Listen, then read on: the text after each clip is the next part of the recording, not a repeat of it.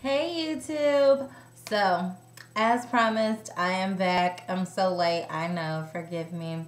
I am here to do the review for The Haves and the Have-Nots, Season 4, Episode 9. We all need forgiveness.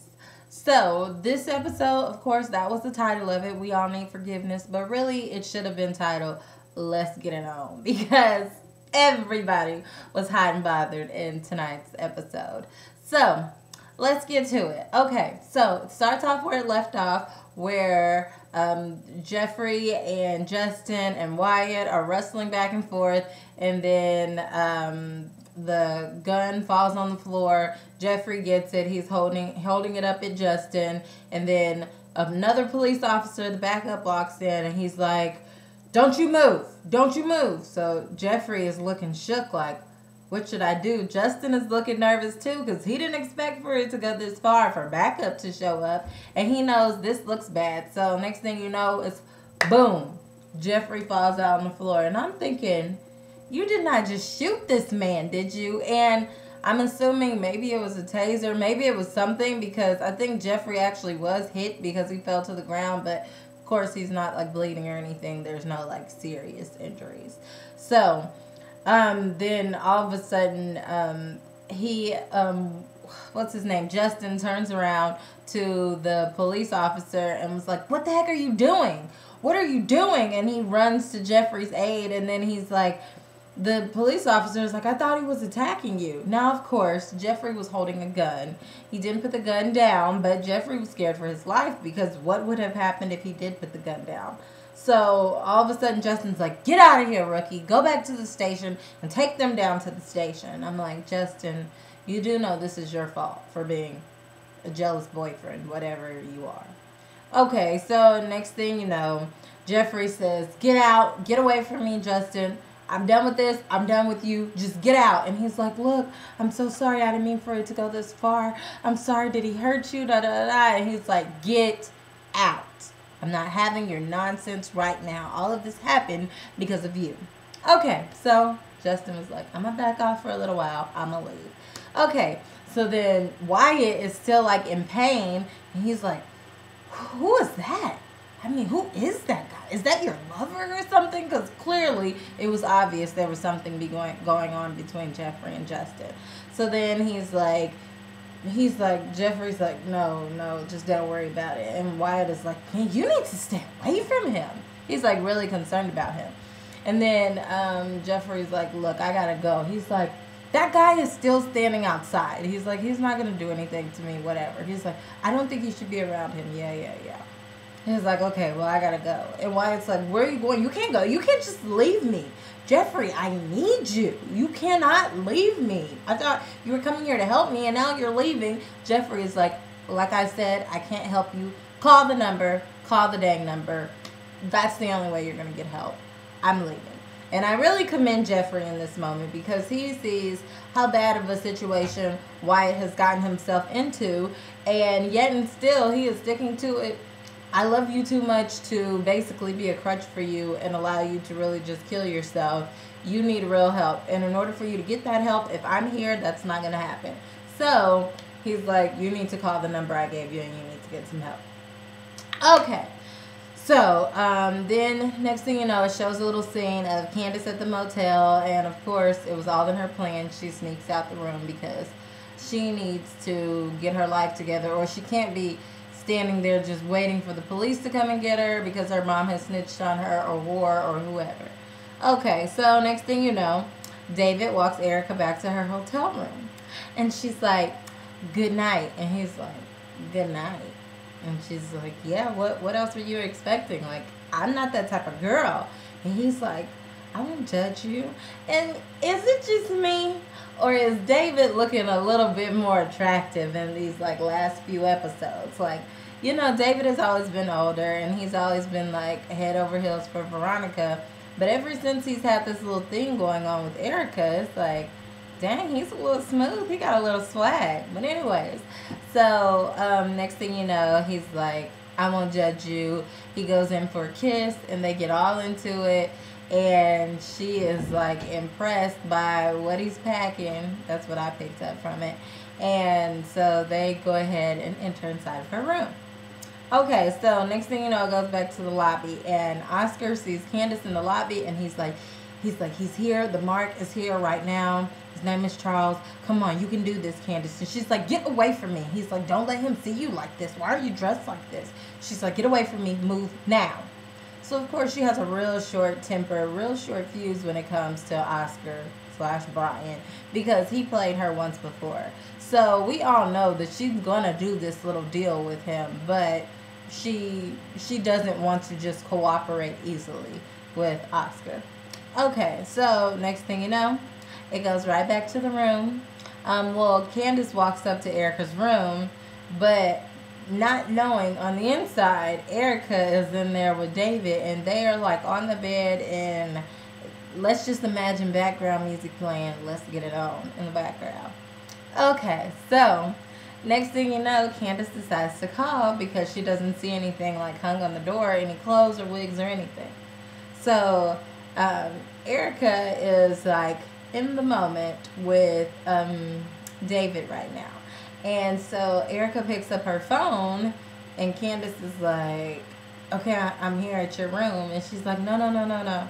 She's like, are you with David right now? She's like, yeah, we're a little preoccupied right now. She's like, say his name so he doesn't think that you're talking to another man. She's like, I don't think that's important right now. And Candace is like, but you should say his name so that he knows. And meanwhile, all this time while Erica's talking on the phone, David is downtown, let's just say. So, like, it's really hard for her to focus.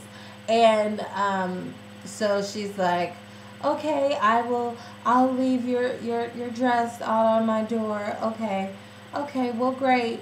Okay, goodbye. Okay, so she's, like, trying to, like, keep her composure and all of that. Okay, so then she gets off the phone, and she's like, I'm so sorry, David. My sister, she needs me to put this dress out on my door for her. I'll be really quick, I promise. And he's like, okay, whatever. So he's just happy because he knows, like, it's about to go down. Okay, so the next thing you know, she goes, where were we? So now, roles reversed. She is on top of him, and they're getting down with the get down, or no, they're getting into it, and his phone rings. Okay, so opposite roles. So she go ahead and she goes to return the favor, and he's like, look, I can't focus on the phone with you doing that. And she's like, you'll be fine. So of course Jim is on the phone. Jim can kind of tell that that David is preoccupied at this moment. So he's like, what's going on? What are you doing? And he's like, I'm with a lady friend of mine right now. He's like, really? So, that's right up Jim's alley because he used to play on Catherine all the time. So he's like, oh, yeah, this is great. You've moved on. I'm so happy for you. Well, look, this is what I need you to do. I need you to get me, well, first of all, thanks for getting that money back from me that Candace had taken from me that one time. I really appreciate it. Can you give me that same guy's number? I need to find out where Wyatt is. And David's like, yeah, sure, no problem. But he's not, like, talking that easy. Like, he sounds like he's doing something. Like, if I was Jim on the other end of the phone, I would feel so uncomfortable. I'd be like, just call me back, okay? Like, I don't even know why you picked up the phone because it's making me very uncomfortable right now. Like, no. So, whatever the case, he gets off the phone. And David is like, oh, and before he gets off the phone, Jim says, hurry up and send the number right now before you get too tied up and you forget. So he's like, okay, I'll do it. So they get off the phone. David's like, I'm sorry, I got to text this number really, really quick. And he was like, don't worry. He was like, I'll be quick. And she was like, okay, don't worry, I will be. He was like, no, not you. I'll be quick sending this number. She's like, okay. So, next thing you know, it's back to the Cryer residence, and it shows Jim getting off the phone, waiting for that number from David, and Catherine comes downstairs in her robe, and she was just coming to get a wine glass, but then she saw Jim, and she got so disgusted, and so she gets 2 wine glasses, and he's like, who is that for? And she was like, me and my guest, and he's like, okay. So he follows her upstairs. And I'm thinking, why are you following her? Like, you don't even, like, look at Catherine in that type of way. So I don't know why you're concerned, but whatever. She goes into the room. To make a long story short, she has a young male masseuse upstairs in her room, and she is basically like saying that she's planning and plotting to seduce him, and oh, you just don't know how good he is, and offers him wine, and he's like, I can't drink while I'm on the job, and she's like, oh, well, suit yourself. And then so Jim is like, look, you're not about to do this to this young boy. She was like, he was like, young man, are you an escort? And he's like, no, I'm not. And then he's like, Catherine, why would you seduce him? She was like, he doesn't know what he's missing. Have you ever had a sugar mama? And he's like, no. And she's like, well, do you want one? And then Jim is like, this is ridiculous. You know what, young man, you could just get your things and you can leave. Catherine, this is ridiculous. And why would you do that? She was like, the fact that you think that I can't get a man in here is going to make me get a man in here. You know, those weren't even my intentions. But then I saw you and you when you were in the kitchen and you got under my skin. So I decided to grab 2 wine glasses. But the fact that you think I can't get a man in this room is going to make me get one. So then Jim says, well, there's a difference between having to pay for one and then just like voluntarily having one in this room. And she's like, oh, you would know. I mean, Candace was an escort. I mean, you do be like tricking. I guess it ain't tricking if you got it, but whatever. So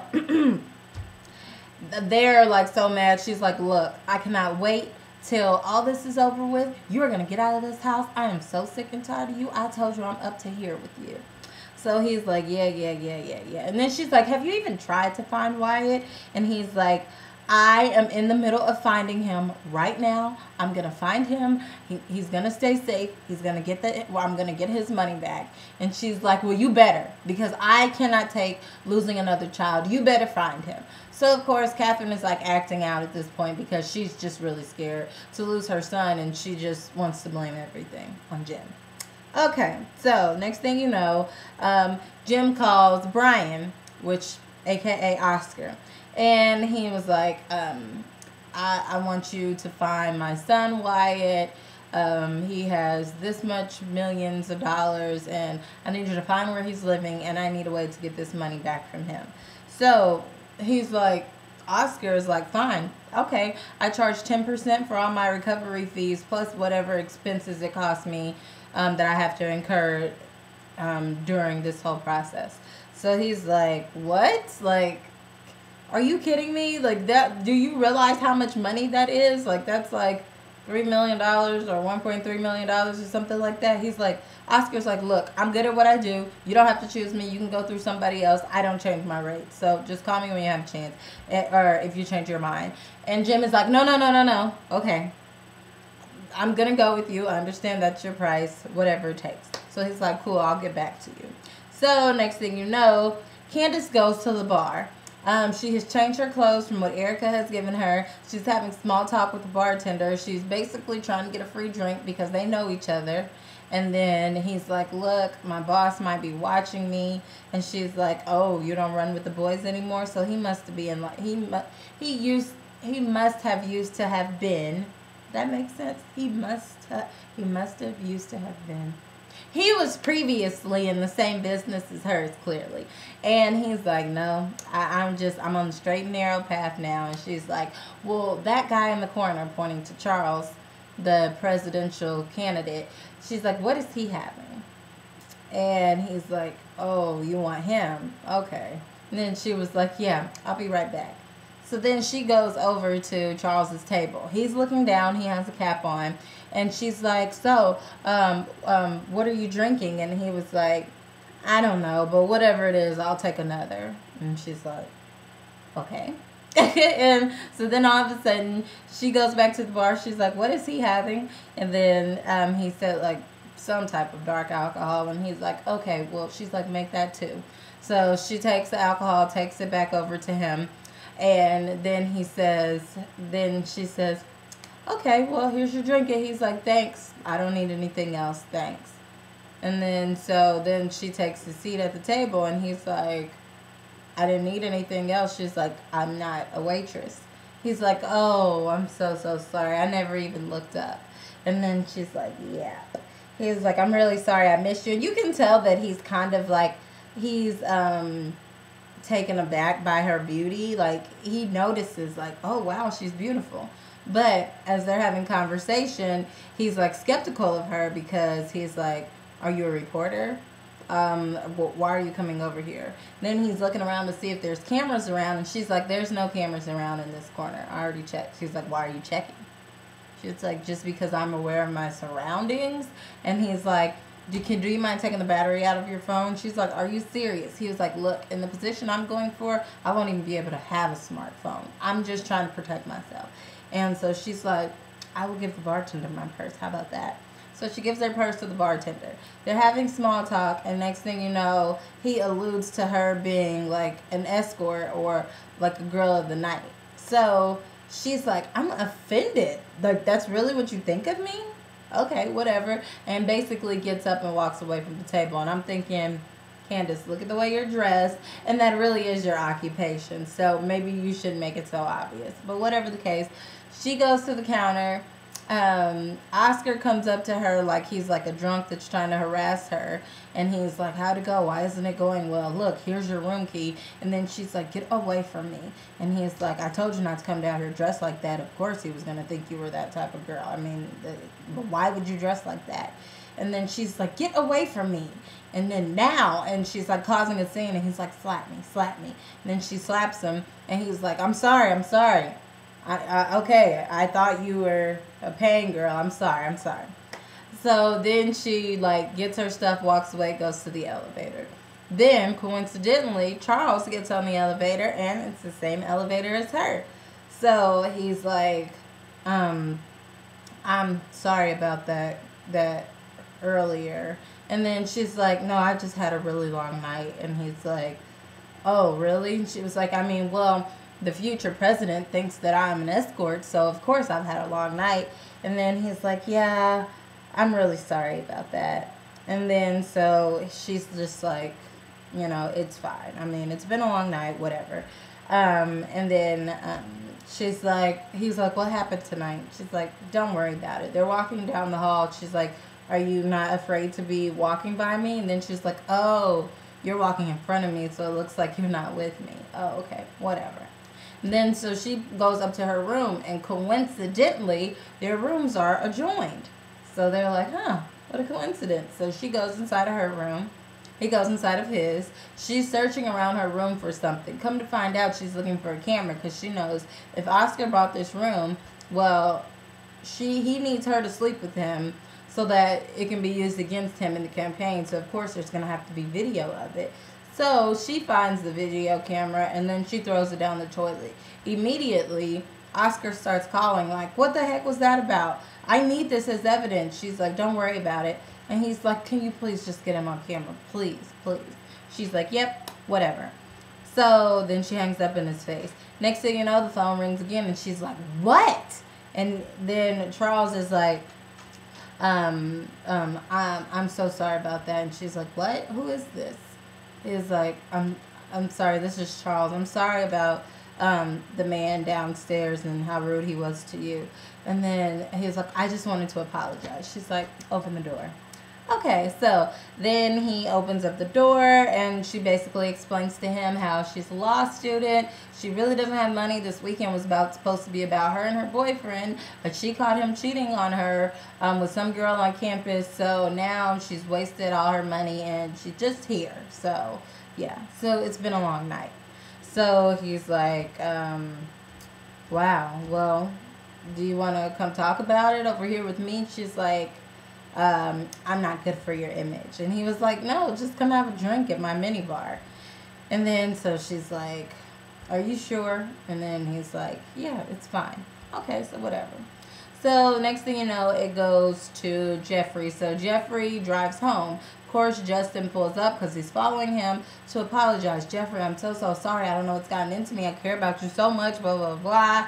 Veronica is like watching, so she comes outside because she realizes this is not a normal exchange. Like, clearly they have some history with one another. So she comes outside, and she tells Jeffrey to go inside and basically breaks it down to Justin like, "I see you, okay? We're here, and I see what you're doing, and stay away from my son, okay? Or they will not, and then there won't be any problems." So he's like, "Okay, whatever." And then, so then Veronica comes inside and talks to Jeffrey and was like, why are you being so protective of him? And then he's like, what are you talking about? And she's like, you have that same look in your eyes for him that you have for Wyatt Cryer. Why do you keep doing this? At this point, Veronica has been drinking, so she's like super drunk. And then she's like, what is wrong with you? Be a man. You need to go upstairs with Melissa. You have a beautiful girl upstairs. Go up there and be with her. So, whatever. Wyatt calls Jeffrey. Jeffrey didn't answer the phone, which is great that he didn't, because then Wyatt decides to call the number so that he can get help. So he calls the recovery center, and they're going to be on their way. Okay, meanwhile, Hannah is sitting outside the police station. She doesn't really know what she's going to do. Catherine then calls her phone basically to tell her about Candace, and then sent the blackmail photo that Candace had of Jim. Then that conversation is over. Hannah goes inside of the police station. She was like, y'all are looking for my daughter, Candace Young. I know where she is. Bam. End of episode. Anywho, as always, we knew Hannah was going to snitch, but she may be doing it just to protect her daughter's safety. But as always, please like, comment, and subscribe, and check me out at mrsblogaholic.com. Bye.